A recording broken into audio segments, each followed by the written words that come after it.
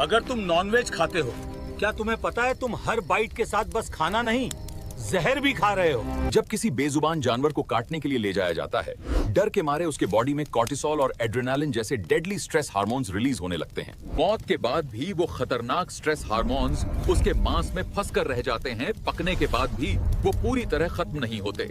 जब आप वो मांस खाते हैं तो वो डर और हार्मोन सीधे आपके खून में मिल जाते हैं। इसलिए मीट खाने वालों में गुस्सा और एंजाइटी ज्यादा देखी जाती है।